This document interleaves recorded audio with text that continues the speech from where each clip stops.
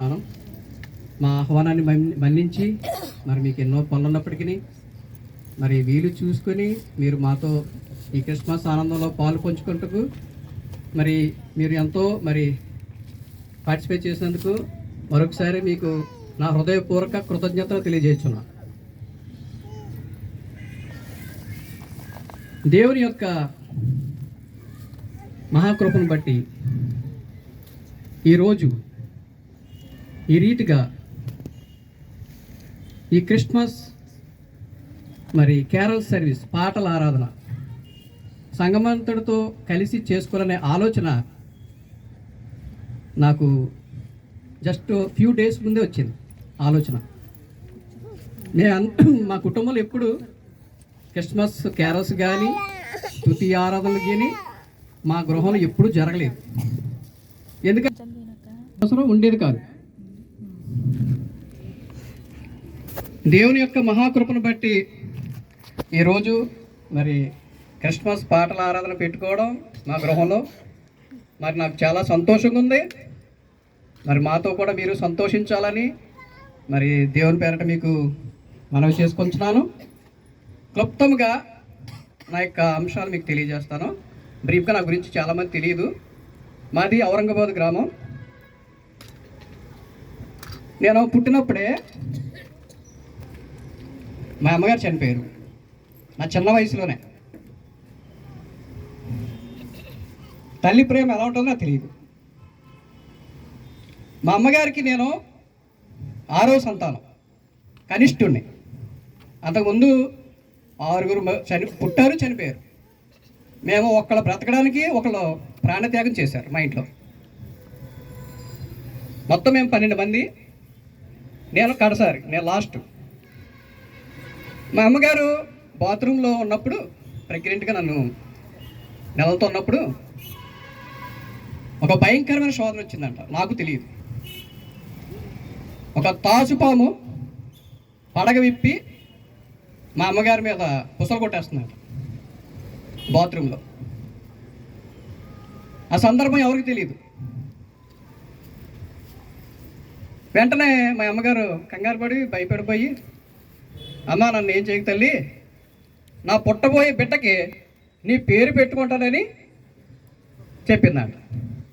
ఆ పాము ఇలా బుసలు కట్టేసిన పాము మెల్లగా వెళ్ళిపోయిందంట.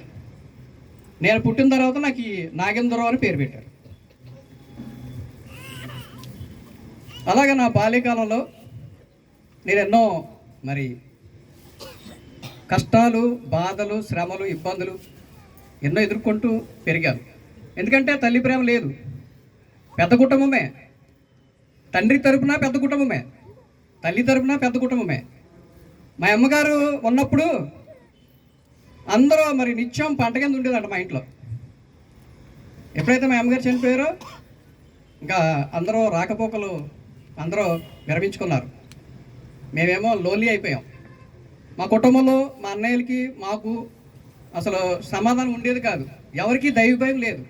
చర్చికి వెళ్తాం కానీ దేవుని మార్గంలో నడుచుకోవడం కానీ ఎవరికి తెలియదు.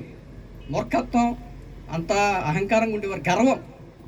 నేను చిన్నప్పటి నుంచి ఇవన్నీ అలవాటు చేసుకున్నాను. పగలు ప్రతీకారాలతో మా కుటుంబం ఉండేది. క్రిస్మస్ వచ్చినా సంతోషం ఉండేది కాదు. పుట్టినరోజు వచ్చినా ఇంట్లో సమాధానం ఉండేది కాదు. ఈ రీతిగా ఎన్నో మరి విషవలయాలు దాటుకుంటూ ఈ జర్నీ చేయడం జరిగింది. ప్రాముఖ్యంగా నా బాల్యకాలం మరి 5వ తరగతి వరకు ఎలిమెంటరీ స్కూల్లోనే చదువుకున్నాను.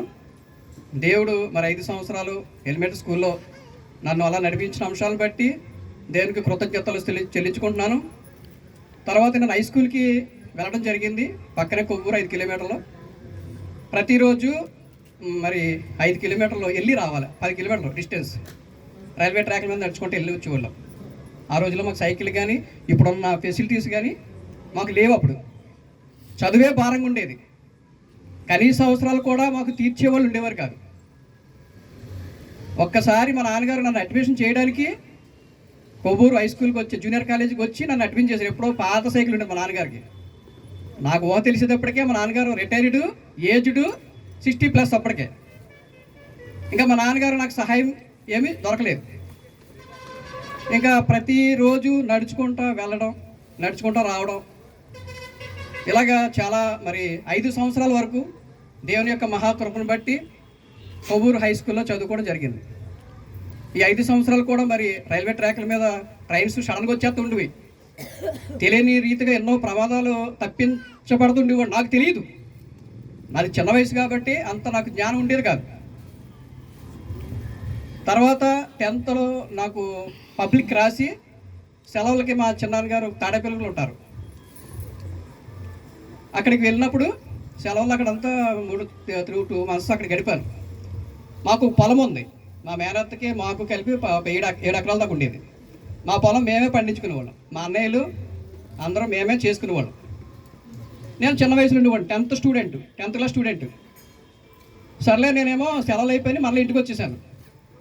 ఆ రోజుని మా పొలంలో కట్టేది జరుగుతుంది. నేను ఇంటికాడ ఉంటే బలవంతంగా నన్ను మా అన్నయ్యలు, మా నాన్న